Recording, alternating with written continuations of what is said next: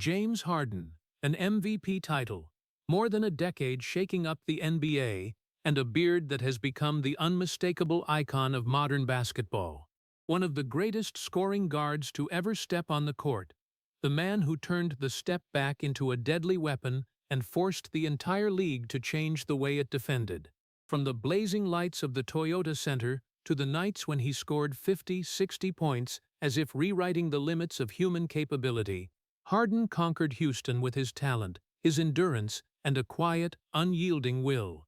Millions once saw him as the soul of the Rockets, the man who carried the hopes of an entire city on his shoulders, the superstar who made Houston believe they could defeat every dynasty. But behind that glory was a story that was not glamorous but brutal.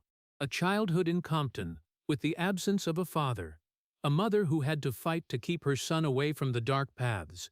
The years of being underrated, being placed behind others, and then being traded away by Oklahoma City like a cold calculation. The painful playoff seasons, where the championship was so close it could be touched, then vanished after one injury, one missed shot, one shattered dream. And finally, the departure from Houston, where love turned into accusations, where the icon of an entire era was called a traitor. And now at 35 years old, when the applause has quieted, when the scoring no longer suffices to cover up the old questions, what really happened to James Harden in the shadows of fame and the memories that refused to rest? Why did a man who had given almost everything to Houston accept leaving in bitterness? Why did the man who once made the entire city rise after every shot choose silence when that very city turned its back? Perhaps the truth does not lie in the angry headlines or the hasty judgments. Perhaps behind that decision were many years of endurance, many seasons of carrying the load, many times watching the championship door slam shut right in front of his eyes. And perhaps the most heartbreaking thing was not Harden leaving Houston, but that he left when he understood that the dream that had once revived the entire city had died long before the day he walked through that final door. Before we return to Compton, where James Harden's first wounds began to form, please hit like and leave a heart as a tribute to the man who dedicated nearly his entire career to bringing hope to Houston. And if you also want to explore the truth behind the breakup that has sparked debate in the basketball world for many years, please subscribe to the channel and follow the journey of a man who had to sacrifice far more than the public ever saw. To understand why James Harden accepted carrying the label of traitor when he left Houston, we must first understand the place that taught him how to endure long before the NBA knew his name. James Edward Harden Jr. was born on August 26, 1989 in Compton, California, a city that for many Americans, that name is always associated with street violence, drugs, gangs, and stolen opportunities. For many children growing up there, every peaceful day was already something to be grateful for. No one told them the future would be easy. No one promised that just trying hard would be enough to escape that place. Harden grew up in an atmosphere where vigilance always came before optimism, where children learned to observe the world around them more than to dream about it. But what made Harden's childhood quieter than many others was not just Compton, but the void in his own family. His father, James Harden Sr., was not often present in his son's life because of his own difficulties and troubles. The man who should have taught Harden how to become a man existed more as a name than as a pillar of support. That void did not create a rebellious boy. It created a boy who became increasingly quiet. Harden learned to keep all his thoughts inside because he understood early on that there were questions that would never have answers. Instead of complaining about what he lacked, he began to get used to filling that void by himself. The person who was with Harden the most was his mother, Manya Willis. She worked hard to raise her children and tried to keep the family away from the traps on the streets. She did not give long speeches about success. She simply persisted every day so that her son would understand that if he wanted to change his life, he had to walk on his own 2 feet. Later, every time he mentioned his mother, Harden always showed special respect because he understood that without that woman, his life could have gone in a completely different direction. Even health did not side with Harden when he was young. He suffered from asthma and had to struggle with many bouts of shortness of breath. While other children ran and jumped tirelessly, Harden had to learn to listen to his own body. He was not an exceptionally tall boy, nor did he possess speed that amazed everyone from the start. Not many people looked at Harden back then and thought this would be the player who would change the NBA later. He was just a slightly chubby, quiet boy who always stood silently observing more than expressing himself. But precisely because he lacked standout physical gifts, Harden began to develop what would later become his greatest weapon: patience and the ability to read the game. While others tried to get past opponents with strength, Harden learned to observe every small movement. While others rushed forward hastily, he learned to wait for one more beat. Those things were not taught in basketball manuals. They were formed from a childhood that always had to be cautious before every change around him. Then basketball appeared like a door opening in the middle of Compton's narrow walls. On the basketball court, Harden was no longer the boy without a father or the child with asthma. There was only the ball, the hoop, and the belief that every accurate shot would take him one step further out of the life he did not want to repeat. Basketball gave Harden the first sense of control in his life. He could not decide whether his father would stay or not. He could not change where he was born. He could not make Compton a more peaceful place. But he could decide how many more hours to practice, how many more shots to take, and how much harder to try than yesterday. Gradually, the basketball court became the only place that made Harden believe that fate was not something predetermined. While many peers his age were drawn into wrong choices, Harden chose to stay in the gym longer. He was not the loudest, nor the one who liked to attract attention. Harden let the ball speak for him. That very silence later also became part of his personality. Every time he was criticized, he rarely reacted strongly. Every time he failed, he usually quietly returned to training. Compton had taught Harden that sometimes the only way to survive was to keep moving forward without needing to explain to anyone. It was that place that created a person with a calm exterior but always carrying inside the fear of being left behind. And it was also from that place that James Harden began his long journey to prove that a boy born in the midst of unstable streets could still reach the pinnacle of world basketball. And if Compton had taught James Harden how to survive, then Manya Willis was the one who taught him why he had to survive. In Harden's life, his mother was not just the person who gave birth to him. She was the wall shielding her son from the paths that could swallow the future of a black child growing up in poverty. When the father was not present long enough to become a pillar of support, Manya had to become both: the gentle embrace and the voice of discipline, the one who wiped away the fear, and the one who did not allow her son to use that fear as an excuse to give up. Perhaps that was what made Harden's story quietly more painful than many people thought. He did not grow up in a perfect home, with no full family dinners with parents sitting on both sides, no image of a father standing outside the basketball court after every practice session, and no man at home to show him how to face the world. Instead, there was Manya, a mother who had to wake up every day with a burden that should not have been placed on just one woman.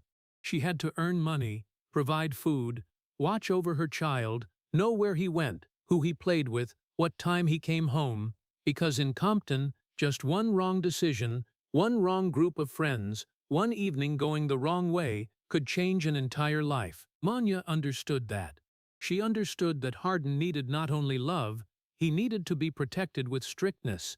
She did not spoil her son with easy-to-hear promises. She set boundaries. She made him take responsibility. She let basketball become the place where Harden expended his energy, but never let it become an excuse for him to forget where he came from. For her, talent only had meaning if it came with discipline.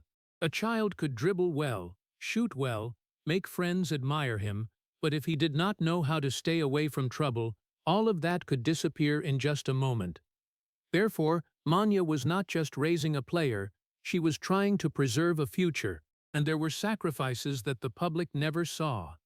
They saw Harden later signing $100 million contracts, stepping onto courts with bright lights, wearing expensive outfits, being courted by the entire NBA, but they did not see the years before that, when his mother had to manage on her own with money, with worries, with exhaustion, with nights unsure if tomorrow would be easier than today.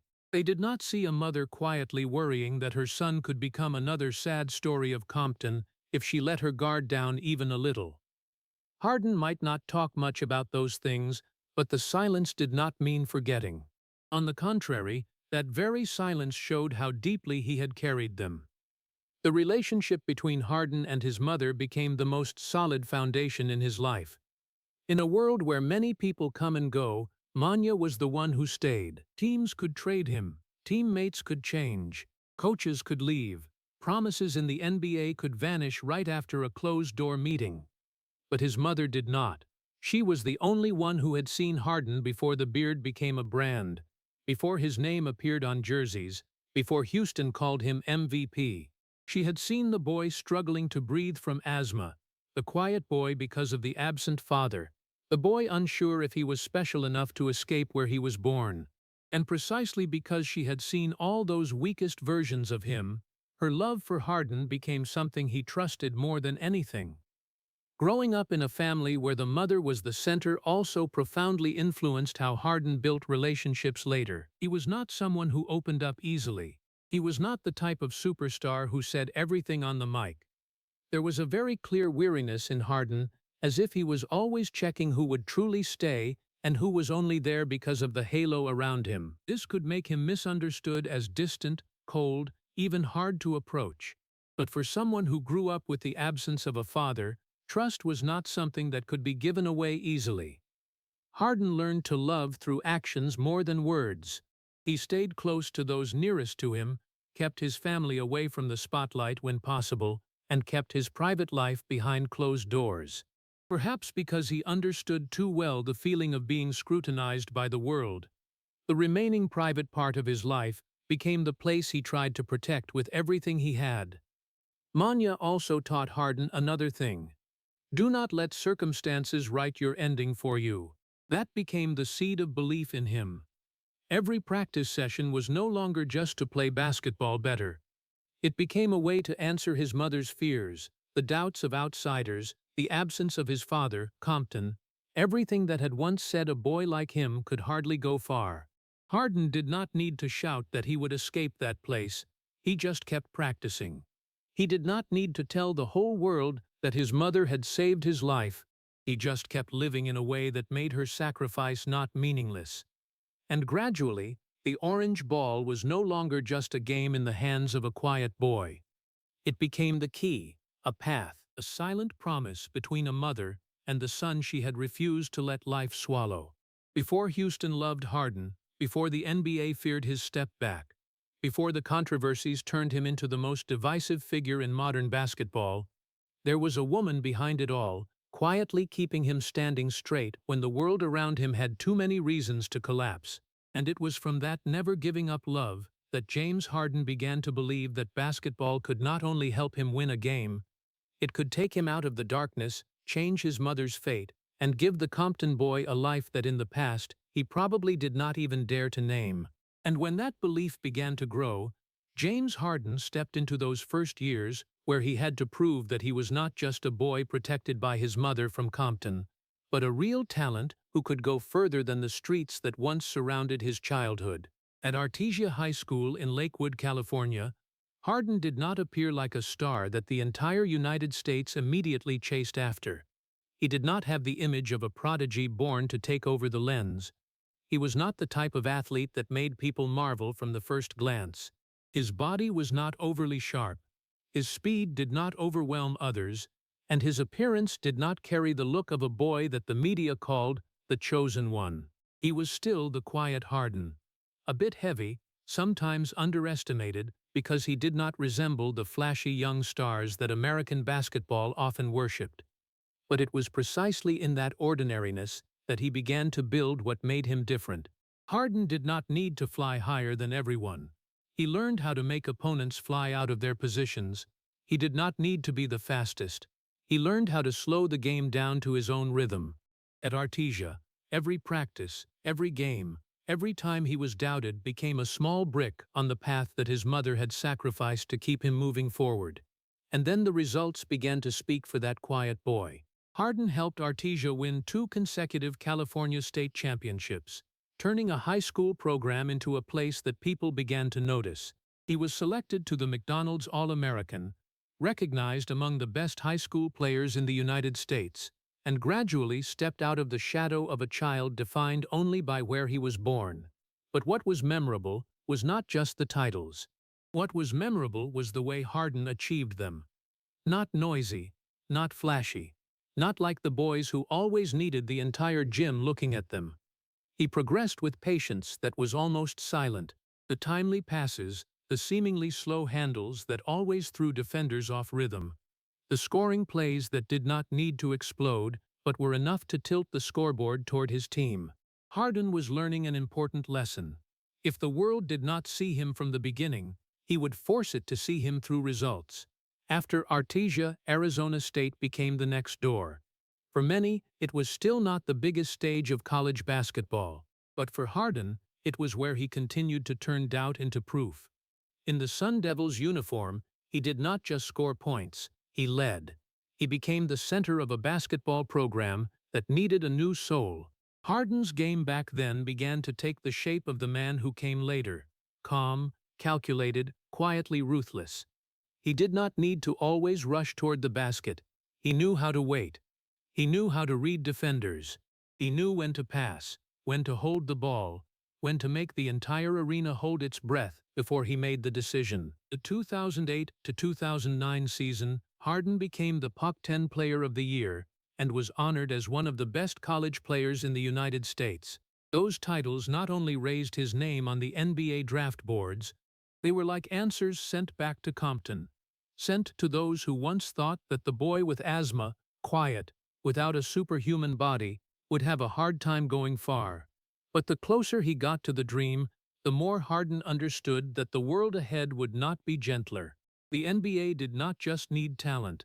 It demanded toughness, endurance, and the ability to live under the judging eyes of millions of people.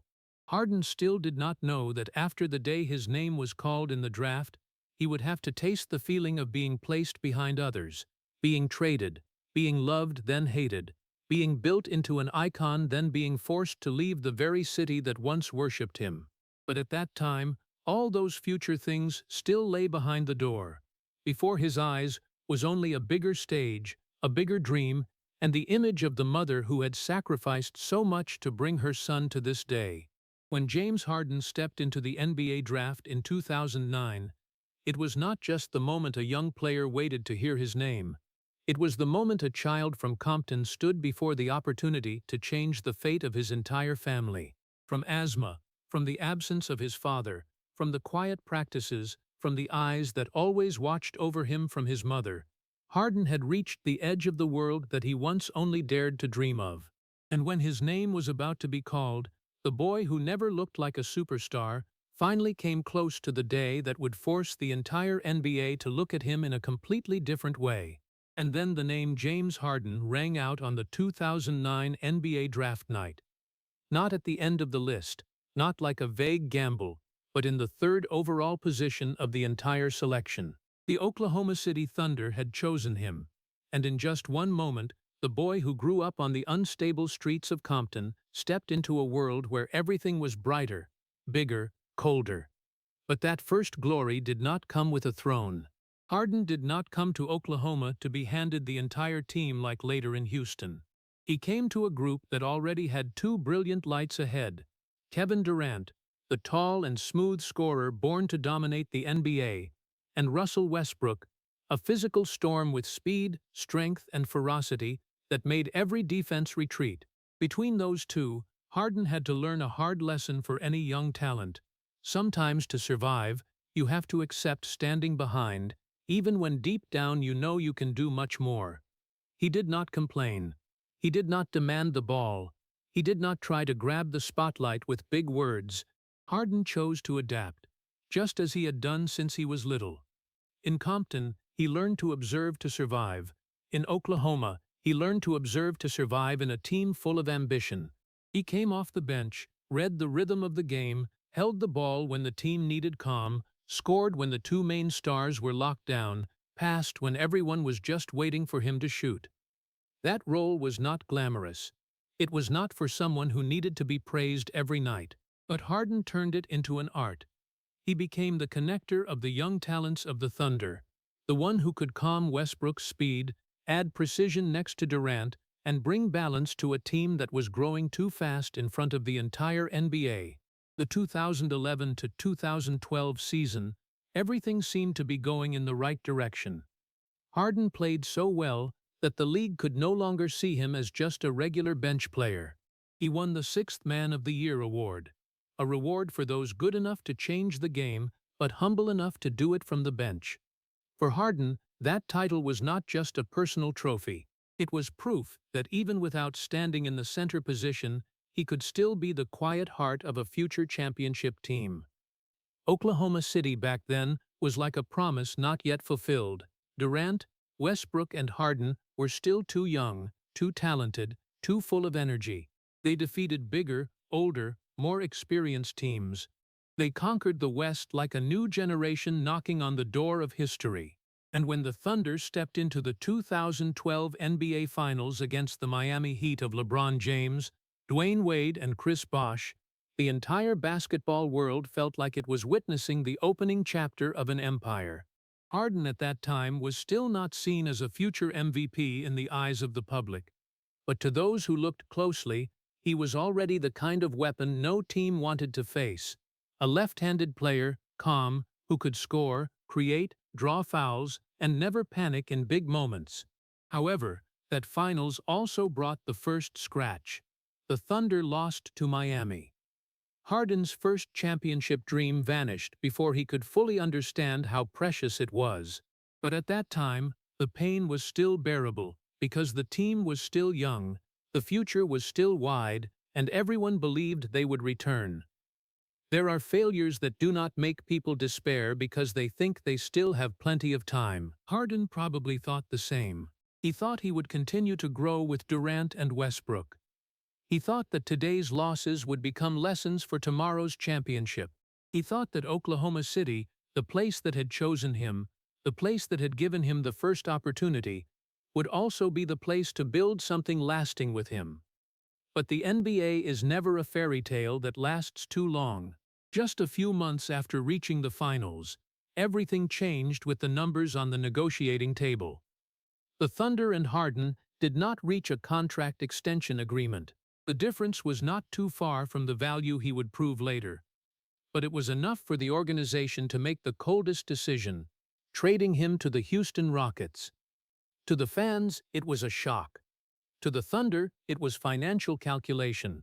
To Harden, it was the first time basketball really made his heart hurt.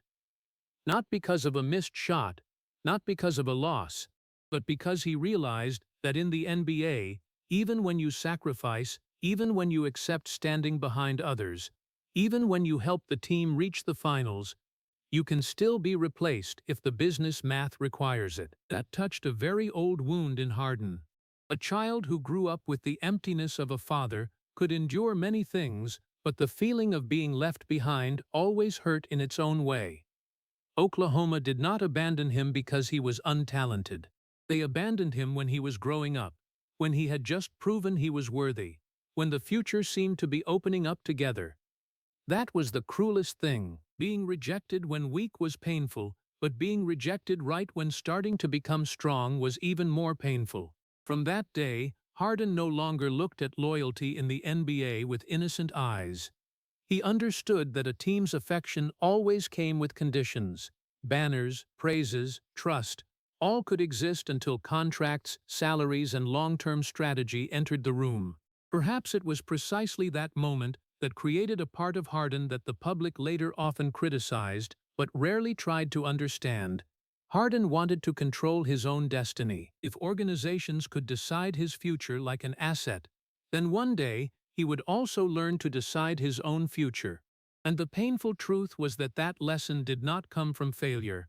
It came from the place he once believed was his first basketball family. When Harden left Oklahoma for Houston, he did not just bring suitcases, jerseys, and the opportunity to become a star. He brought the first pain of his career, the pain of a person who had done almost everything right but was still pushed out the door. The Thunder could see it as a trade. The NBA could see it as a turning point. But for James Harden, it was the day basketball took away the remaining innocence in him. And on the flight leaving Oklahoma, before Houston could call him their new king, perhaps Harden had understood one thing that would later haunt his entire career. In this league, if you do not take hold of your own life, one day, someone else will take it for you. And then Houston appeared like a helping hand right when Harden had just learned the bitterest lesson about the coldness of the NBA. When the Rockets traded to get him in 2012, they did not just receive a talented young player from Oklahoma City. They received a man carrying the pain of being undervalued, being placed behind others, and then being pushed away before he could even know how great he could become. But unlike Oklahoma, Houston did not require Harden to stand in anyone's shadow. Houston did not tell him to wait his turn. Houston did not see him as the third piece. That city looked at the left-handed man, the increasingly thick beard, the quiet eyes and the strange playing style, and then gave him something he had never truly had in professional basketball before, a kingdom of his own. From the very first games in Rockets colors, everything changed. The ball stayed in Harden's hands longer. The system revolved around him. The attacks began with the rhythm of his dribble, with the way his eyes read the defender, with the decisions he made in moments that seemed slower than the heartbeat. In Oklahoma, Harden had to learn how to make others shine.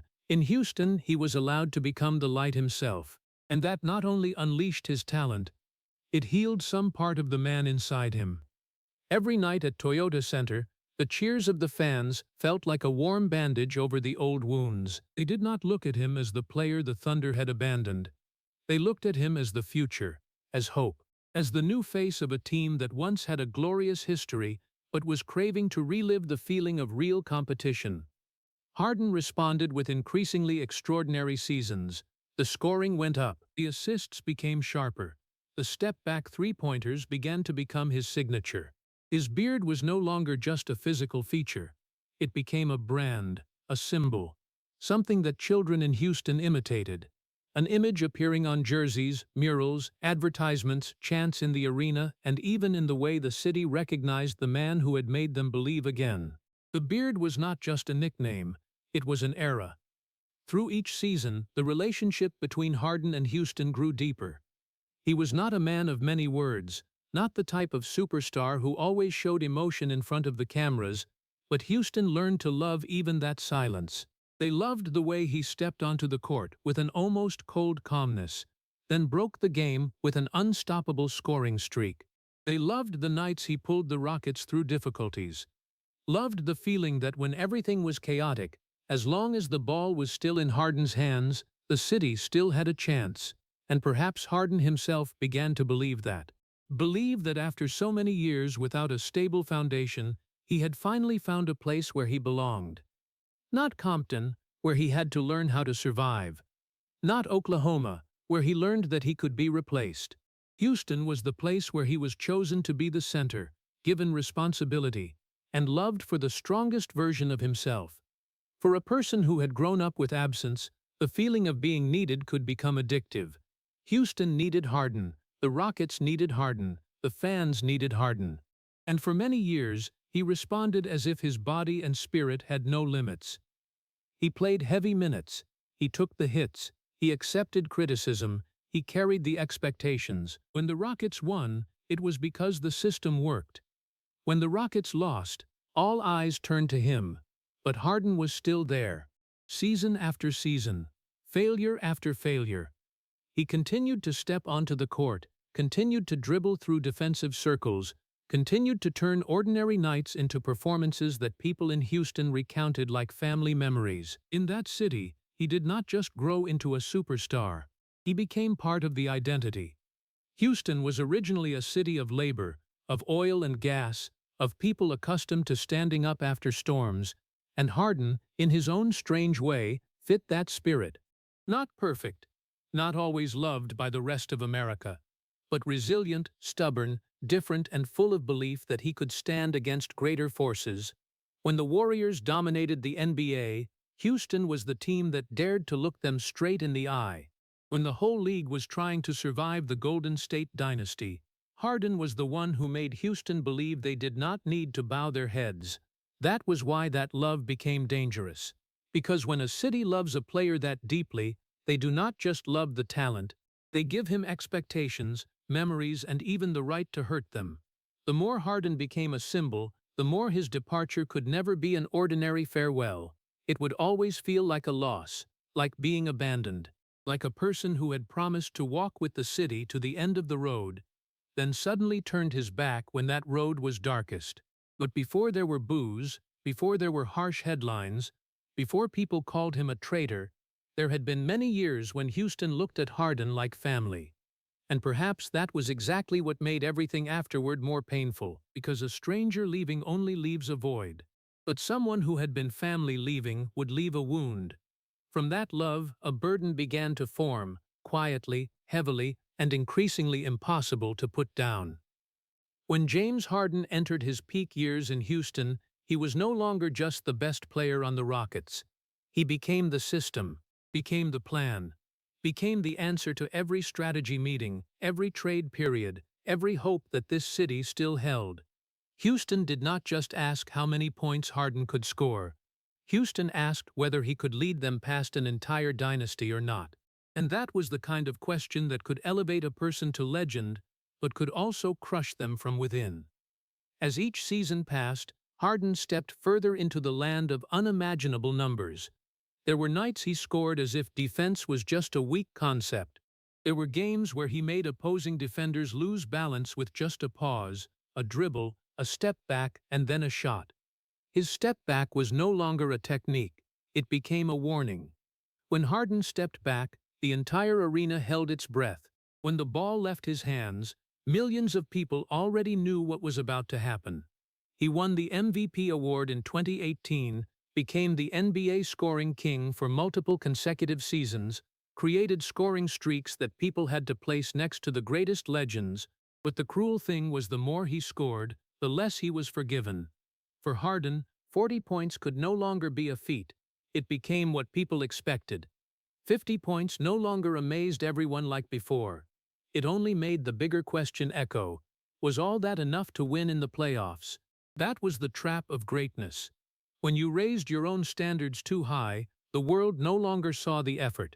They only saw what you had not yet done. Harden could pull the Rockets through dozens of seemingly hopeless nights. He could score, assist, draw fouls, control the pace of the game, and force opponents to change their entire defensive approach.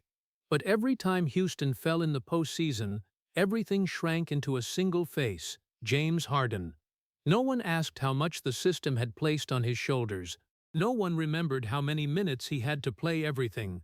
No one saw the nights his body was exhausted, the collisions, the falls, the times he stood up with unchanged eyes. People only asked why he had not won yet, why he did not have a ring, why an MVP could not take the team all the way. That was the special loneliness of a superstar. On the court, Harden always had teammates around him, but the final responsibility always seemed to belong to him alone. If the ball stayed in his hands too long, people said he was selfish. If he passed it out and his teammates missed, people asked why he did not finish it himself. If he scored too much, they said that style could not win a championship. If he scored less to share, they said he disappeared in big moments. There was no completely clean escape, no choice that did not come with judgment. And Harden, who had learned to stay silent since he was young, often just stood there, listened to it all, then went back to the gym. He was not the type to ask for sympathy. He did not tell the world how carrying an entire city could tire a person to that extent. He did not explain that behind the cold face was unrelenting pressure squeezing him. But the truth was still there. Houston needed Harden too much. And when a team needed one person that much, love sometimes turned into demand. Those years, the Rockets built everything around him. They changed personnel, changed tactics, changed the pace, pursued players who fit with Harden. That was proof of faith, but also an invisible cage. Because if everything was built for him, then when everything collapsed, he would be the first one pointed at. Harden became the king of a kingdom where the throne was made of both glory and responsibility. He was given power, but with that power came the price. He had to win, had to prove, had to answer every doubt with the final result. And the closer he got to the top, the greater the pain. America never loved Harden as easily as Houston once did. The rest of the NBA looked at him with skeptical eyes. They mocked his fouls drawn, criticized his isolation plays, called him a stats player, a regular season genius but not enough in the playoffs. Each failure made those words louder. Every summer, Harden had to live with the same question: would everything he did be recognized if there was no championship? For a person who had once been traded away by Oklahoma, who had grown up with the fear of being left behind, that doubt was not just noise, it touched the old wounds. It reminded him that even though he had become MVP, there were still people ready to say he was not enough. Then the 2017 to 2018 season came like a promise that fate sent down to Houston. The Rockets were no longer just a team with Harden fighting the world alone. Chris Paul arrived, bringing wisdom, experience, and toughness that Harden had always needed beside him. For the first time in many years, the burden on his shoulders did not disappear, but was shared. Houston won 65 games. Harden played the best basketball of his life. Toyota Center no longer cheered with just hope. It cheered with near-certain belief. That city felt they had found the formula, found the partner, found the moment to overthrow the Golden State Warriors. And for Harden, that was not just a great season. It was the opportunity for all criticism to fall silent, for all the years of carrying the load to have meaning, to prove that the love Houston had placed in him was not wrong. After all those nights bearing responsibility alone, after the times of being called not enough, after the playoff seasons that turned into verdicts, Harden finally stood in front of the door he had spent his entire career searching for. That door opened before Houston's eyes, radiant, close to the point of heartbreak. And no one knew that the very season that brought them closest to paradise would also become the wound that haunted James Harden the longest. And that door opened in the 2017 to 2018 season, the season when the Houston Rockets no longer resembled a team that was hoping. They resembled a team that had finished preparing for the greatest battle of their lives. 65 wins, the best record in the NBA. James Harden played like an undisputed MVP. Chris Paul stood beside him like the piece the city had waited for too long. Mike the 500th Antony had the system. Daryl Morey had the numbers. Houston had belief. And Harden, after many years of doubt, finally had what every superstar needed on the championship journey: a strong enough collective to make the burden no longer crush him alone. That whole season felt like a silent vow. The Rockets were not built to beat ordinary teams. They were built to defeat the Golden State Warriors. That was the biggest mountain in the NBA. A dynasty with Stephen Curry, Kevin Durant, Klay Thompson, Draymond Green, experience, depth, and the coldness of those who were used to standing on top. For most of the league, the Warriors were an unavoidable storm. But for Houston, they were the name that had to be overcome. Every three-pointer, every defensive switch, every practice, every tactical decision all seemed directed toward a single appointment in the Western Conference Finals. And when that series truly arrived, Houston did not tremble. They stepped into that series with a belief the city had not felt in many years. Toyota Center lit up with a different kind of sound. It was not just cheering, it was the sound of a city thinking that history could change direction right before their eyes. Harden was no longer just a scorer. He was the one carrying all the old failures to demand justice. Every time he dribbled in front of Curry or Thompson, every time he stepped back behind the three-point line, every time he pulled the entire Warriors' defense toward himself and then passed out to the corner, people in Houston saw more than just a basketball play. They saw the possibility of surviving a dynasty. They saw a team daring to tell the entire NBA that Golden State was not immortal. That series was not beautiful in a gentle way. It was tense, suffocating, full of physical contact, full of calculations. Every point was clawed out by fingernails. No one had much space. No one had the right to breathe for long. Harden had to face bodies being thrown at him one after another, with hands always ready to swipe at the ball, with a pressure that only the biggest games create. But this time, he was not alone. Chris Paul was there, much smaller than many on the court, but tough as steel. Paul was not just scoring or assisting. He brought to Houston something Harden needed more than anything: the belief that someone else could take the wheel when the storm rose. And then Game 5 arrived. Houston won. The Rockets led 3-2. Just one more win, and they were in the NBA Finals. One more win to pull the Warriors off their throne. One more win for Harden to step across the line between a doubted superstar and a champion forgiven by history. In that moment, all of Houston seemed to hold its breath. People could feel the ring so close. It was no longer a distant dream. It was no longer an empty promise. It was there, right in front of them, bright enough to hurt the eyes. But then, just when the city began to believe that fate had finally sided with them, Chris Paul's body betrayed him. The hamstring injury came like a door slamming shut in the middle of the night. It was not loud at first. It did not need a big explosion. It was just Paul leaving the game, his face tightening, his steps no longer normal, and everyone in Houston suddenly felt that something very bad had just happened. A team could prepare for the Warriors' tactics. They could prepare for Curry's shots. They could prepare for Durant's length. But no one could prepare for the moment when one of their two most important pillars could not continue. When Chris Paul sat out Game 6 and Game 7, the burden that had been shared fell almost entirely back onto Harden's shoulders. And the tragedy was that it fell at the heaviest possible time. The Warriors showed no mercy. History did not wait. NBA championship opportunities do not stay open forever. Game 7 became the night that Houston still recalls with a painful silence. The Rockets led. The fans still believed. Harden still fought. But then the shots started missing. 1, 2, then more. The streak of 27 straight missed three-pointers no longer felt like a statistic. It became a collective nightmare. Every time the ball bounced off the rim, it was a piece of hope falling. Every time Houston built an opportunity and then missed it, people felt as if destiny was cruelly pulling the ring a little farther away. Harden had some controversial plays, some missed shots, some moments of exhaustion where his whole body seemed to carry the Warriors, the pressure, history, and the absence of Chris Paul all at once. But in the public memory, everything is often simplified in a cruel way. They do not remember enough about the injury. They do not remember enough about the burden.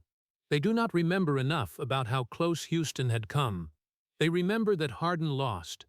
And for many, that was enough to judge. That is what made that night so unfair and haunting. It did not just take away the chance at the finals.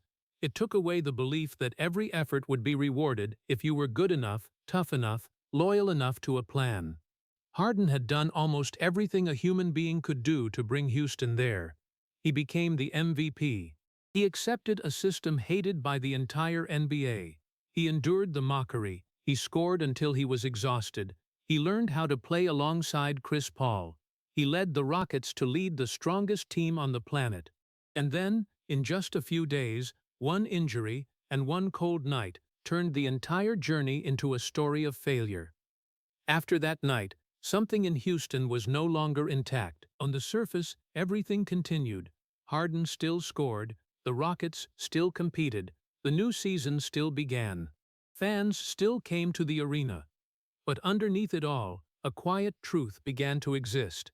They might never get closer to a championship than that. And Harden certainly felt it. For him, that Game 7 was not a loss to forget after the summer. It was a ghost. It followed him into empty gyms. It lay in the questions from reporters. It appeared every time someone mentioned the playoffs. It lived in the eyes of those who once believed 2018 was their year.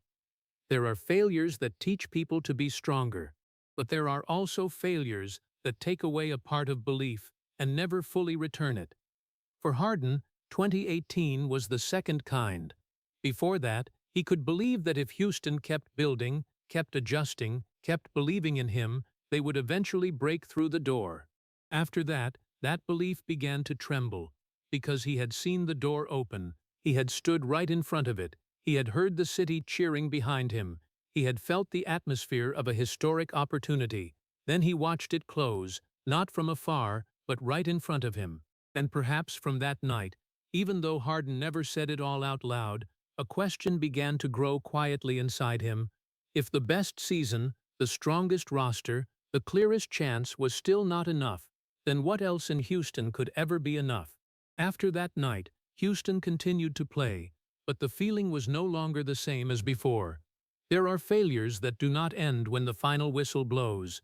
They follow a team into the locker room, into the summer, into every closed meeting, every personnel decision, every look from people who know they had just dropped the biggest opportunity of their lives.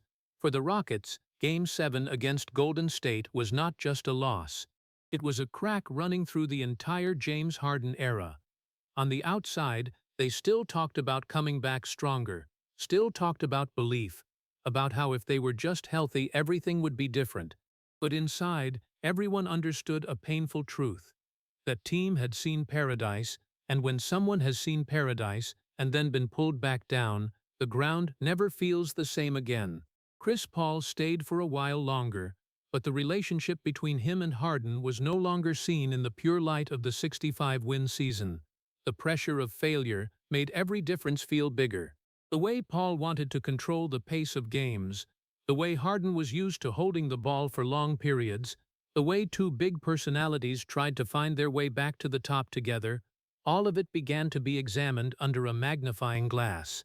When the team won, it was the combination of two minds. When the team lost, people asked if they were truly compatible. And then Chris Paul left.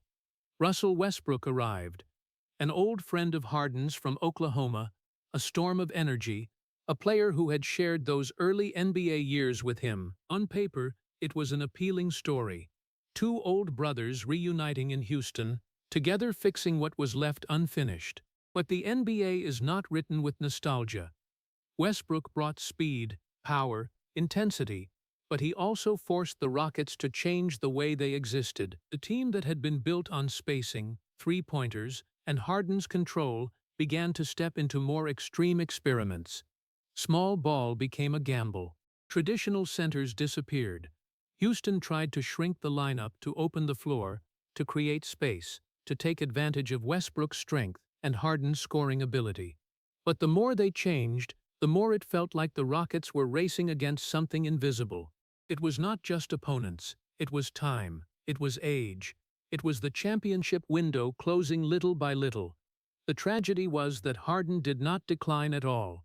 If anything made that period more painful, it was the fact that he was still playing at an extraordinary level. He still scored as if he did not belong to the ordinary world. There was a season when he averaged more than 36 points per game, a number that made people go back to old history books to find comparisons. He had streaks of 30-point games so long they became nightly events. He still trapped defenses between two fears: step up and get beaten, drop back and eat the step back. But that individual greatness began to look like a light burning in a house that was falling apart. The brighter Harden shone, the clearer the cracks around him became. The roster changed. Teammates came and went. Names were brought in with the hope of being the final piece. But then every summer brought another new question. Houston no longer felt like a project built patiently. It began to look like a team constantly repairing after a storm, patching one spot only for another to break, while Harden still had to stand in the middle of it all and make it look intact. The media was not patient with him. In truth, they had never really been patient. When Harden dominated the regular season, they asked if that style would hold up in the playoffs. When he lost, they called it proof. When he scored less because he was double-teamed, they said he disappeared. When he scored a lot, but the team still lost, they said he did not make his teammates better. Every playoff season passed like a new trial, and Harden was always in the defendant's seat. No one denied his talent, but the recognition always came with a question mark. He was the MVP, but was he a championship player? He was an offensive genius, but could he lead a team all the way? He was a Houston icon, but was he the one the city should entrust its entire future to? Those questions did not just come from television or social media, They seeped into the atmosphere around the team, making every failure feel heavier than the one before. Harden had long been used to criticism, but being used to it did not mean it did not hurt. Some people learn not to react because they feel nothing. But there are also people who stay silent because they feel too much and know no explanation will be strong enough to change the crowd's mind. Harden was the second kind. He grew the beard, kept the calm eyes and the numbers as shields for himself. But underneath was a man who had begun to understand that no matter how much he did, it might not be enough. After 2018, every new season no longer carried the feeling of a completely fresh start. It carried the feeling of trying to stretch out something that had once been more beautiful in the past. The Rockets still had Harden. They still had explosive nights. They still had wins that made people believe one more time. But the belief was different. It was no longer innocent. It was like someone who had been hurt but was still trying to love again, even though in their heart they were always afraid the old ending would repeat. Harden looked around and saw changing faces. Chris Paul was no longer there. Westbrook arrived with all his energy and friendship, but he could not erase the memory of Game 7.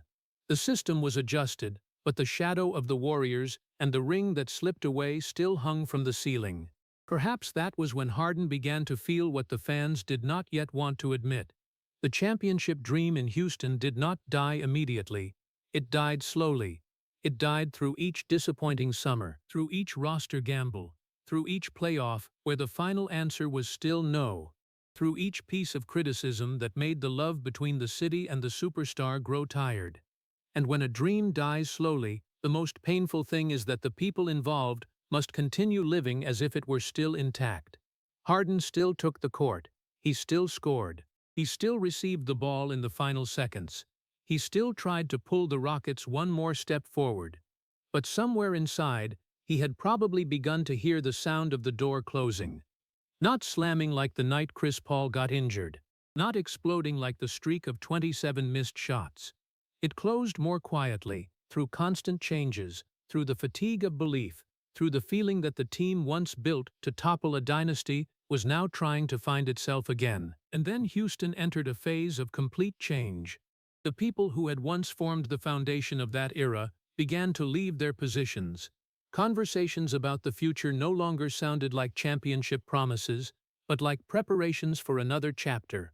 For the fans, it might have been just the natural transition of the NBA. But for Harden, who had poured nearly all of his youth, body and reputation into the Rockets' dream, it was a much colder moment. Because when a city begins to change its dream, the one who carried the old dream must ask himself whether he still belongs there anymore. When Houston began to change completely, the most painful thing for James Harden was not a new name appearing in the locker room, but the old names gradually disappearing. Mike the 500th D'Antoni, the one who had given him almost absolute offensive freedom, left the Rockets after many years together building a system that made the entire NBA both fear and hate it. Under D'Antoni, Harden did not just score points. He was allowed to become the center of a bold, extreme, different kind of basketball, where every bit of space on the court was calculated to serve his ability to read the game. Then Daryl Morey also left, the one who believed in the numbers, believed in the three-point shot, believed in building an entire team around Harden as if he were the only solution to the championship equation. When D'Antoni and Morey left Houston, Harden did not just lose a coach and a general manager. He lost two people who understood best why the Rockets era was created that way. He lost the feeling that this organization still spoke the same language as him. And in the NBA, when a superstar begins to feel the organization is no longer looking in the same direction, trust does not collapse with a loud noise. It cracks little by little. On the outside, fans still saw Harden as a rich, famous, powerful man, an MVP who could demand almost anything. But inside, he was facing the fear that every great athlete understands. Time waits for no one. Harden was no longer the kid just entering the league. He was no longer at the age where he could say if this year failed, next year there would still be as many chances as before. The peak seasons of an NBA player do not last forever. Knees, hamstrings, back, breath, explosiveness, all quietly counting down. Harden had given Houston the best years of his life. He had scored until exhausted, carried responsibility until worn out, endured all the criticism after failures that were not created by him alone. And then when he looked around, he no longer saw the 65-win team that once made the whole city believe in the championship. He saw an organization stepping into a different chapter, a chapter that perhaps was no longer fast enough, strong enough, fierce enough to keep up with the final peak years of his career. That was where the decision to demand a trade began, not as an impulsive anger, but as the desperate voice of a man who felt the door of his life was closing. But the public rarely has patience for the despair of a superstar. When the news that Harden wanted to leave Houston spread, the city's hurt immediately turned into fury. The man once loved as a symbol suddenly was seen as a traitor. The nights of scoring 50 points were overshadowed by images of him arriving late, by his body being scrutinized, by headlines talking about attitude, about lack of professionalism, about a player who no longer wanted to be there. For Rockets fans, that hurt like a betrayal. They had placed their trust in him for 8 years. They had defended him against mockery from the rest of the NBA. They had believed that if anyone would bring Houston back to the finals, it had to be James Harden. And now that very man wanted to leave. But in that anger, few stopped long enough to ask how far inside himself Harden had to go before accepting to let his own image shatter like that. A person like Harden, who was used to being misunderstood, certainly knew that decision would make him hated. He knew the years of dedication could be reduced to a few ugly final weeks. He knew an ugly breakup could fade the color of an entire era. But perhaps he feared something else more. Staying, smiling, continuing to score 35 points every night, then watching his final peak years die slowly in a team that was no longer truly close to the championship. That was the tragedy of the Houston breakup. It was not simply a story of loyalty or betrayal. It was a story of two pains colliding with each other. Houston hurt because it felt abandoned by the person they once loved the most. Harden hurt because he felt he had given everything, but the road ahead no longer led to the place he had sacrificed his youth to seek. The city wanted him to stay because of memories. Harden wanted to leave because of time. The city looked to the past and saw glorious nights. Harden looked to the future and saw a door closing. Neither side was completely wrong, and that made the wound deeper. If there was a clear villain, the story would have been easier to bear.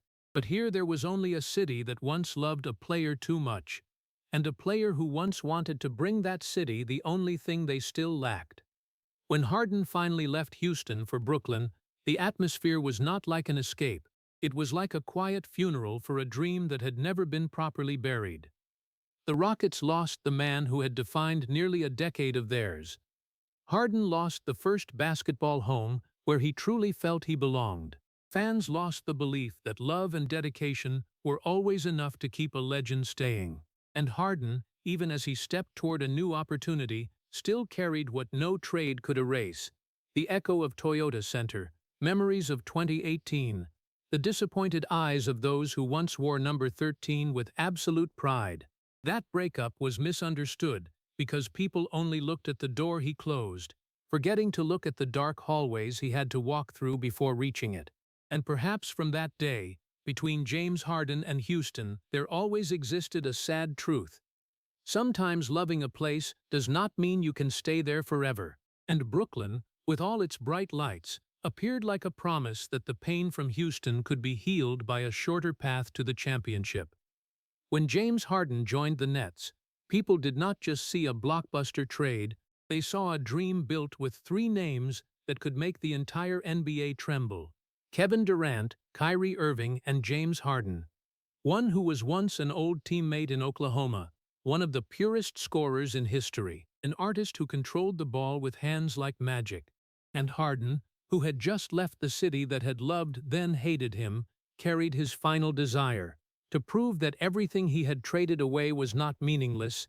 Brooklyn was supposed to be the place where he was freed from the burden of doing it alone. In Houston, everything often began and ended with Harden. In Brooklyn, he had Durant to close out games, had Kyrie to break defenses, had a roster talented enough to make the ring no longer seem like too distant a dream. In the rare moments when all three were healthy and standing on the court together, the Nets looked like a team from imagination. The ball moved lighter, the space was wider. Harden did not need to score 40 points every night. He could create, orchestrate, be the heartbeat of an almost unstoppable offensive machine. There were nights he played as if he had finally found what he lacked in Houston after 2018. Not power, but sharing. But fate had its own cruel way of reminding Harden that the path to the championship had never been an easy step for him. The hamstring injury appeared like a small crack at first, then quickly became something that changed his entire body and playing rhythm.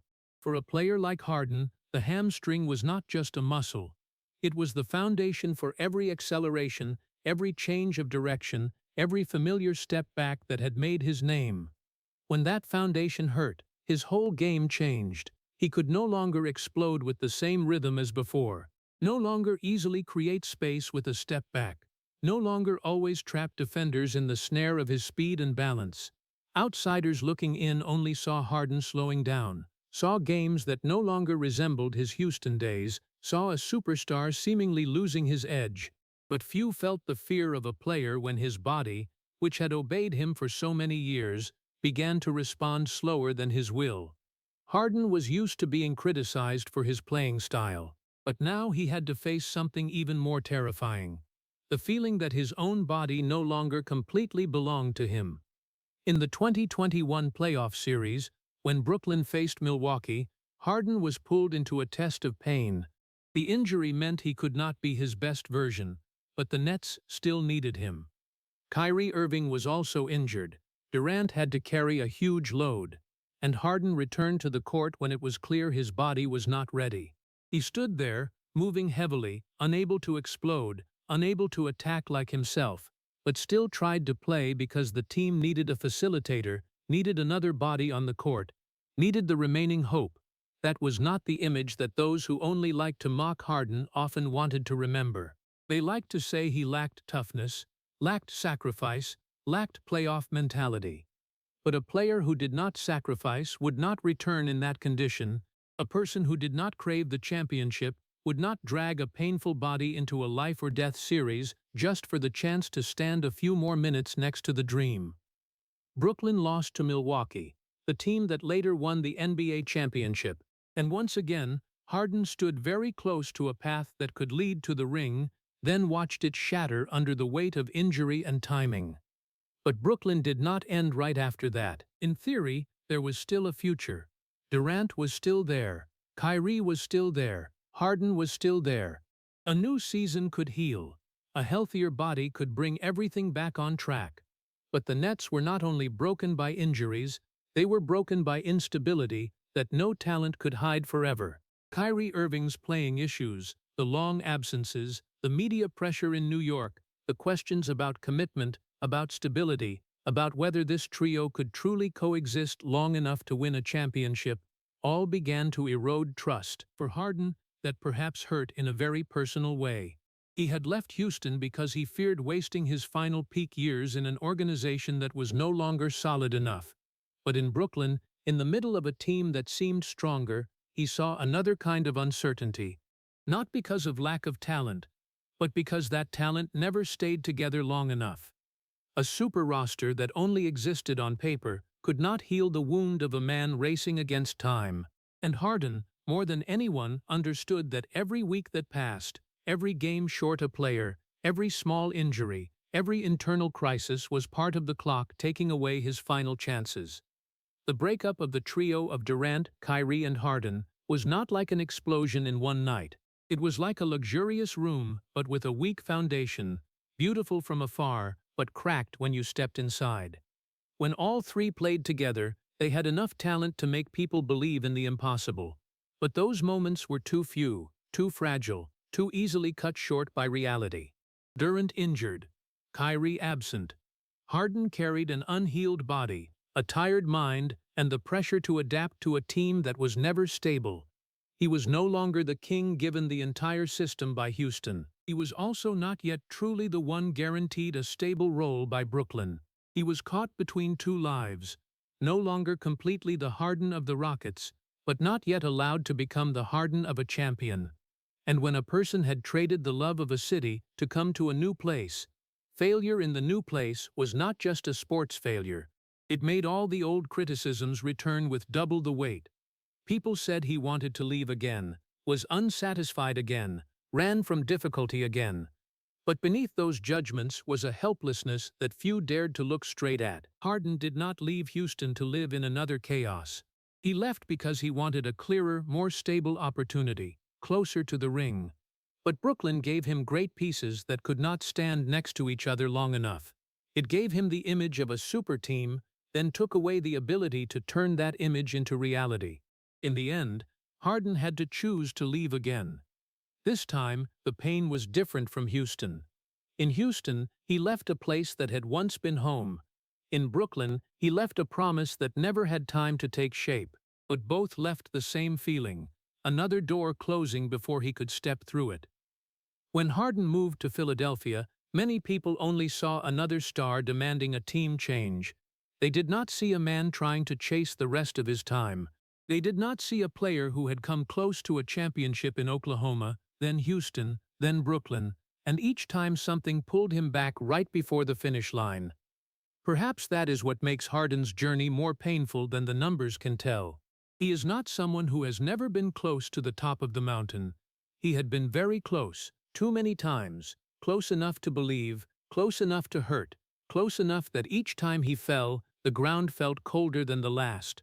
And when he left Brooklyn, James Harden did not just carry another transaction in his career file, he carried the feeling of helplessness of a man who always finds the door, always touches the handle, but each time he prepares to open it, fate locks it from the other side. And Philadelphia became the next stop, not like a sparkling dream like Brooklyn, but like a more realistic opportunity, colder, seemingly more mature. James Harden arrived there no longer carrying the image of a man demanding the entire system revolve around him like in the Houston days. He arrived in the image of a superstar who had gone through too many wounds, a man who knew that to win the ring, sometimes he had to let go of some power from his own hands. In Philadelphia, the center was not Harden. The center was Joel Embiid, a talented giant, strong, at his peak, and hungry for a title no less than anyone. For many players who had once been MVP, stepping back could be an insult, but for Harden, it was almost the acceptance of the pain of time. He no longer needed to score 36 points every night to prove he was special. He needed to prove that he could help someone else go further, that his genius lay not only in those step-back shots, but also in the ability to make the game easier for his teammates. So Harden changed. He passed more, observed more, controlled the pace instead of exploding continuously. Those pick-and-roll plays with Embiid became the weapon that Philadelphia placed a lot of hope in. Harden was no longer the old scoring storm, but he was still the brain that could see the gaps before they opened. There were nights he played like a tired conductor, but still had delicate hands, putting the ball in the right place at the right time, drawing defenders to himself, then releasing a pass for Embiid to finish. And when he led the league in assists, that was not just a statistic. It was a reminder that Harden had never simply been a selfish player as the criticisms tried to frame him. He could score if the team needed. He could assist if the team needed. He could change himself if the championship dream demanded it. But the NBA has a cruel way of testing those who have learned to sacrifice. Philadelphia did not lack talent. They had Embiid, they had Harden, they had the expectations of a city famous for being harsh, where love for sports always comes with the demand to win. Each season often reignited belief. Each playoff run put everything on trial again. Harden had shining moments, games that reminded people that inside him there was still a superstar who knew how to silence the crowd. But there were also nights he disappeared from the scoreboard, quarters where his legs seemed heavier than memory, moments when his body no longer obeyed like in Houston. And in the playoffs, people rarely forgive inconsistency, especially with Harden. The failures with Philadelphia were not seen as the failures of a complex collective. They were once again pulled back to the familiar name, James Harden. Not enough, inconsistent, cannot win the big games, cannot go all the way. Those words had followed him from Houston to Brooklyn, then to Philadelphia like a shadow that refused to leave. But what made this period more painful was not just losing games. It was the fractured trust with Daryl Morey, who had once been the architect of those Houston years, who had once built an entire system around Harden, who understood more than most what Harden had carried, lost, sacrificed. To some extent, Philadelphia was not just a new opportunity with Embiid. It was also an opportunity for Harden to trust an old person again, to believe that after everything, there was still someone in the basketball world who understood his value not just through scoring nights, but through the years he had lived under pressure. But then that very relationship also broke.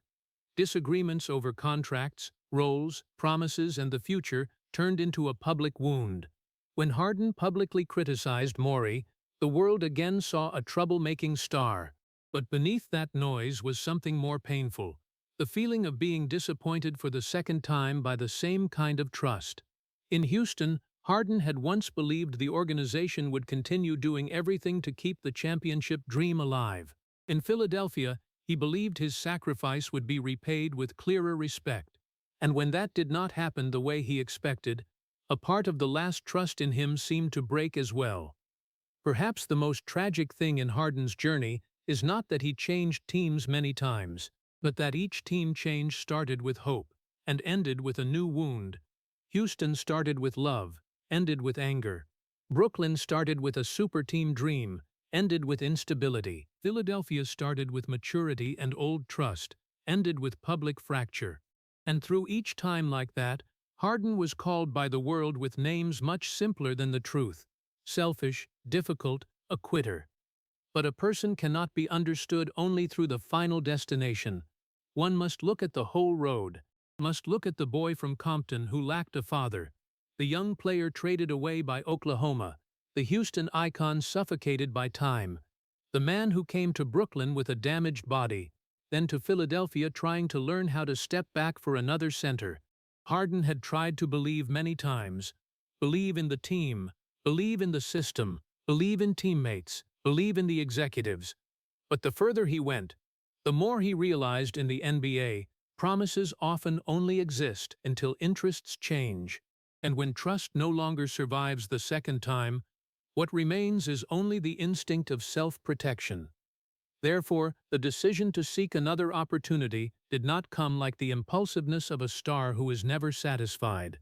It came like the heavy breath of a man who had tried to start over, had tried to sacrifice, had tried to place his destiny in the hands of others, and still saw the championship dream slip further away. Philadelphia was not the place where Harden found peace. It was the place where he understood that even when changing roles, even when accepting to be the playmaker, even when trying to become a less demanding version of himself, he could still be drawn into the same vortex of expectations, disappointments, and breakdowns. And so Harden walked away again, no longer like the young man leaving Oklahoma with the first pain, nor like the king leaving Houston amid the city's anger. This time, he walked away like a man who was tired, but had not given up, a man who understood that time was shortening, the body was changing, trust was running out, but the ring was still somewhere ahead. And no matter if the world called it the next escape, for Harden, perhaps it was the only way left to continue chasing what his entire career he had never stopped craving. In most of James Harden's career, the public often only saw a very clear but also very simplified version of him, the man with the thick beard, the cold step-back shots, the night scoring 40 or 50 points, and a life off the court always tied to the image of nightclubs, city lights, and the luxury of an NBA superstar. The media liked that story because it was easy to tell: a talented player but lacking playoff mentality, a star living in a party world, a figure who always appeared with a free, indulgent look, sometimes interpreted as lacking discipline. But what the world often overlooked is that Harden had never been only the version that the cameras chose to capture. Behind those lights was a man shaped by silence, by loss, and by the things he always kept very private. A son who always carried the image of Monya Willis, the woman who had sacrificed most of her life to keep him steady from Compton to the NBA. Whether in Houston, Brooklyn, or Philadelphia, Harden always mentioned his mother as the only anchor that never changed in his life. In a world where every relationship could be negotiated, the bond between him and his mother was the rare thing not faded by time or transactions. And when looking deeper into Harden, people begin to see a truth completely different from the media image. A man who is not emotionless at all, but someone who learned to hide his emotions from very early on, because in the place he grew up, showing too much sometimes meant becoming more vulnerable. Another aspect rarely mentioned is Harden's journey as a father. For many years, he almost never let his family private life appear before the public. But as time passed, the image of a father began to become clearer in his life. A man who once grew up lacking a father's shadow now had to face the question of how to be truly present in his child's life. That was not the story cameras usually sought, but it was one of the truest parts of Harden in the present, a man trying to repair the gaps he himself had experienced. Parallel to that were the activities the public rarely noticed: the Harden Foundation, community support programs, activities helping children and families in need, contributions to education and areas affected by poverty and violence. He did not turn those things into image-building tools. There were not too many promotions. There were no massive media campaigns like many other stars often do. Most of what he did happened quietly, almost completely separate from the beard image the world knew. That was the biggest contradiction in how Harden was perceived. On the court, he was the symbol of control, coldness, and calculation. Off the court, he was a man very conscious of keeping boundaries between the public and his private life. The media often only saw the most attention-grabbing part: the parties, the luxurious lifestyle, the presence in the entertainment world. But they rarely saw the rest: a man who always tried to protect his family from prying eyes, always kept his closest loved ones separate from the noise of the NBA, and always chose to keep his private life from becoming part of the public story. Perhaps that is why Harden became one of the most misunderstood players of his generation, not because he tried to create a distorted image, but because the world often only looked at the most visible pieces and pieced them into a simple story. But Harden's life is not simple. It is the interweaving between Compton and the NBA, between a boy lacking a father and a man trying to be a better father, between a superstar being criticized and a son always grateful to his mother, between the public image and the real person that always exist in parallel but never completely match. What makes that complexity is the fact that Harden has never really lived in only one single role. He is not just a player, he is not just a symbol, he is not just a media figure. He is all of those things at the same time, but none of them fully define the man he is.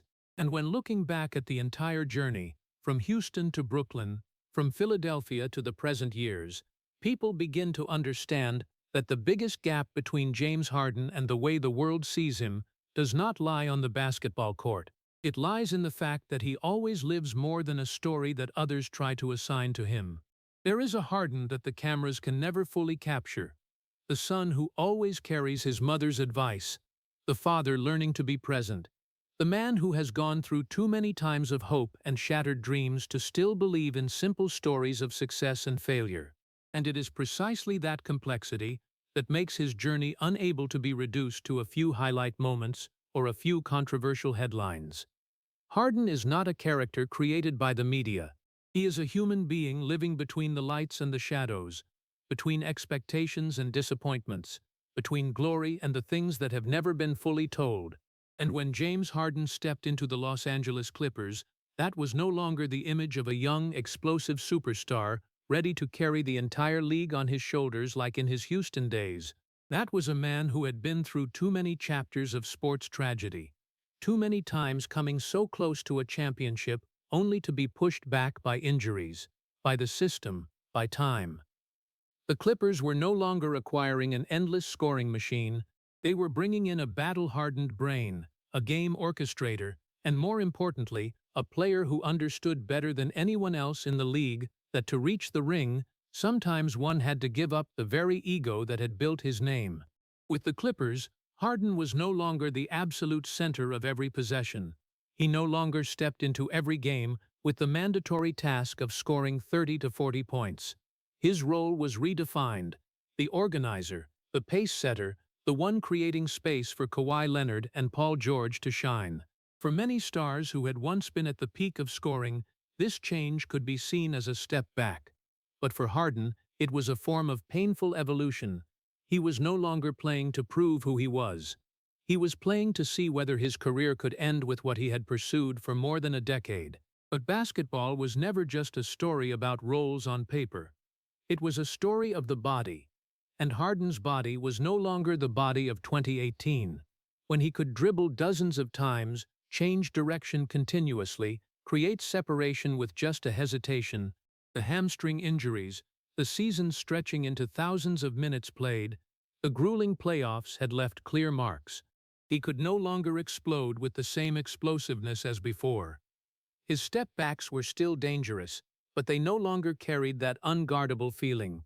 The difference did not lie in skills disappearing, but in tiny percentages of speed, explosiveness, and stability in decisive moments. With the Clippers, Harden had to relearn how to exist, not as someone who dominated the game, but as someone who optimized it. He had to accept minutes where he did not touch the ball too much. He had to learn to step outside the spotlight so other stars could handle it. He had to understand that in an ambitious roster like the Clippers, value lay not only in points, but in helping the entire system run more smoothly. And that very thing created a very different image of Harden. A star learning how to sacrifice, not because he was no longer good, but because he understood that time was no longer on his side. Yet even as he changed, even as he adapted, the desire inside Harden never disappeared. It only transformed. No longer the nightly explosions to prove himself, but the persistence to extend one last chance at the NBA ring. Each season that passed, each time the playoffs began, that look still appeared. The look of a man who knew he had come so close so many times, but had never quite touched the final destination. The Clippers gave Harden something important: the belief that he could still be the decisive piece on a championship team. But at the same time, they placed him in a harsher reality. He was no longer the sole answer, and that both liberated and limited him at the same time. In big games, people still saw the Harden of memory. The smart plays, the passes slicing through defenses, the moments when he read the game as if he already knew how it would unfold. But they also saw another version, a player who had to manage his energy, choose his moments, accept that not every night would he be the one finishing the game. And perhaps the hardest thing was not changing roles, it was accepting that a peak career did not stretch on forever. Each season with Harden now felt like a final chapter being written more slowly. No announcement of the end, no clear period, just a gradual shift between used to be and present. But even as his body changed, even as his role changed, even as the world no longer saw him as an unstoppable scoring machine, Harden still stepped onto the court with the one thing that had never disappeared: the desire to win a championship. He no longer needed to score 40 points every night to prove he deserved it. He only needed one chance, one playoff run, one stretch where all the final pieces fell into place. And just once, all the previous failures would not repeat. The Clippers, with all their complexity, became the final chapter of that journey. No longer the place of naive hope like Oklahoma. No longer the place of wholehearted love like Houston. No longer the place of unfinished super teams like Brooklyn. But the place of a simple and cruel truth. Time was running short, but the dream was still there. And in each step that was a beat slower, each decision that was less explosive than before, each moment that required choosing the right time instead of overwhelming everything, James Harden was fighting the greatest opponent he had ever faced in his career. Not any other team, but time itself chasing behind him, never stopping, never forgiving. And when looking back at James Harden's entire journey, what was clearest was not the titles, the scoring numbers, or the MVP race appearances. What was clearest was a story spanning more than a decade of a man who always stood so close to the peak, always touched opportunities, but had never truly held it in that final moment. From Compton to the NBA, Harden did not enter the league as a predetermined phenomenon. He was a boy without an ideal physique, without the physical explosiveness that made people marvel right away. But he had something very few people had: the ability to read the game, patience, and a basketball intelligence that allowed him to control the pace in his own way. Oklahoma City was where he learned to exist alongside bigger stars. Houston was where he became the center of an entire basketball universe. Brooklyn was where he tried to piece together the dream with other superstars. Philadelphia was where he learned to sacrifice, and the Clippers was where he confronted time shortening day by day. But all those chapters began from one single journey. The journey of a boy who was once not expected to become one of the greatest scoring guards in NBA history. Houston was the longest, deepest, and also most painful chapter in that life. It was not only where Harden played the highest-level basketball of his career, it was where he was given the entire system, the entire trust, the entire responsibility of a city that had longed to return to the top of the NBA. For many years, Harden was not just the star of the Rockets, he was the Rockets. Every tactic, every expectation, every dream revolved around him, and he responded with one of the most dominant individual stretches the NBA had ever witnessed. MVP, seasons leading the league in scoring, games where he almost single-handedly redefined how modern offense operated. But accompanying the glory was a burden no one truly saw fully. Each playoff failure was not just a line in the stats. It was the accumulation of pressure, criticism, expectations, and the feeling that everything had to end in a championship or else it all became meaningless. Harden did not just play basketball in the system, he carried that entire system, and when that system did not reach the final destination, the entire responsibility always came back to one single name. Those years also reshaped how the world viewed him. Some saw an offensive genius, some only saw playoff failures, but very few saw the full truth. A player who had to constantly adapt to personnel changes, tactics, media pressure, and increasingly unrealistic expectations from the very city that had loved him so much. The departure from Houston, therefore, was never as simple as it was described. It was not the moment a star turned his back on the city that had nurtured him. It was the moment a man stood before the final limit of time and had to ask himself how many real chances he still had to win a championship. After the failure against Golden State, after Chris Paul's injury, after so many playoff runs pushed to the edge of glory only to fall, Harden began to face a fear he could no longer hide. The fear that if he stayed, he would forever be trapped in the close enough zone. In the NBA, close enough is one of the cruelest places to exist. It is not complete failure, but it is also not victory. It prolongs hope, but never grants the final reward, and for a player entering the final peak phase of his career, close enough was no longer an acceptable choice. So when Harden left Houston, what he left was not the love for the city. He left a repeating loop of expectations and disappointments. He left because he feared time would no longer be on his side if he continued waiting for a perfect Rockets version that might never appear. And that very thing made the breakup painful for both sides. Houston felt abandoned. Harden felt he had no other choice if he wanted the championship dream to survive. Looking back, Harden's legacy in Houston cannot be defined by a departure decision. It is defined by the years he poured his entire body, intelligence, and career into bringing that city back to the top of the NBA. He changed the way modern basketball was played. Isolation plays became art. Offensive pace was controlled by one individual. Step-back three-pointers became the signature weapon of an entire generation. Harden was not just a scorer. He was the one who forced the entire league to adjust its defense, its roster building, its understanding of offensive efficiency. And despite the criticism, despite the misunderstandings, despite being tied to oversimplified stories of playoff failures, no one could deny that he was one of the greatest offensive minds the NBA had ever had. The numbers were only the surface. The submerged part was how he made entire defensive systems shift with just a glance, a hesitation, a decision. When looking back at the entire journey, Harden's life was not the story of a man abandoning a city. It was the story of a man who had invested the best years of his career in one place, who had brought that place closer to glory than ever before. but ultimately had to leave because he understood that time did not stand still. And even after going through Brooklyn, Philadelphia, and the following chapters of his career, Houston never truly left Harden. It existed in the way he played, in the way he read the game, in the way he always sought one final chance to complete what was left unfinished. There are legacies that do not end with a championship ring. There are legacies written by the very journey of pursuing it, and for James Harden, Houston was not just one chapter in his career. It was the foundation of everything he became. A superstar who once carried an entire system, who once came so close to the peak, and who continued to chase it to the final steps of his career. Because the final truth, the thing that everyone doubted, was never just that Harden left Houston. The truth was that he had never truly left it in his heart. Houston became a part of him, not as a memory, but as a permanent reminder that he had once been so close, and therefore, he would never stop running after it.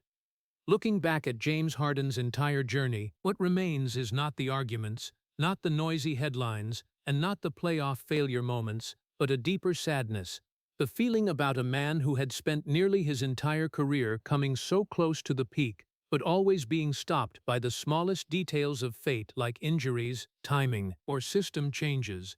From Compton to Houston, from Brooklyn to Philadelphia and the Clippers, Harden was not just a player who changed teams many times, but a symbol of perseverance in a ruthless league, where even MVPs could become the one who did not complete the mission in the public's eyes. Throughout his time in Houston, he not only scored, but also carried an entire system, turning the Rockets into a real force in modern NBA. But the price paid was endless pressure and playoff failures exaggerated into personal verdicts. When he left, many called it betrayal, but through the whole story, what became clearer was the fear of losing the championship opportunity as the peak years gradually closed.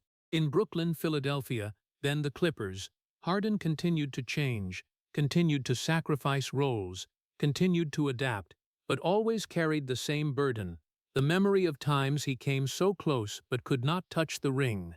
What made this journey so poignant was not that he failed, but that he was never allowed to fail in a normal way like others. Everything he did was placed under the lens of championship expectations. And that very thing made James Harden one of the most complex figures in modern basketball. Both criticized, both misunderstood, both celebrated for changing how the NBA operated, especially with an offensive style revolving around pace, spacing, and an individual's ability to control the game. Looking back, his life was not just the story of Houston, but the story of a man always searching for the perfect moment that basketball had brought so close many times, only to take away in the cruelest moments. And the lesson for American audiences does not lie in winning or losing, but in how even the most talented people must face the limits of time, of the body, and of circumstances, while still having to keep moving forward, as if the next opportunity would be the last one. Harden, therefore, is not just a basketball player, but the image of resilience in disappointment, of a desire that never extinguishes, and of a journey that, even without a perfect ending, still deserves to be honored as an important part of modern NBA history. If the story of James Harden touches your heart, please hit subscribe and leave a like to continue accompanying the tear-filled journeys behind the NBA spotlight. Thank you for following until the end of the video. See you again in the next story, where we continue to explore the great but deeply wounded lives behind the glory.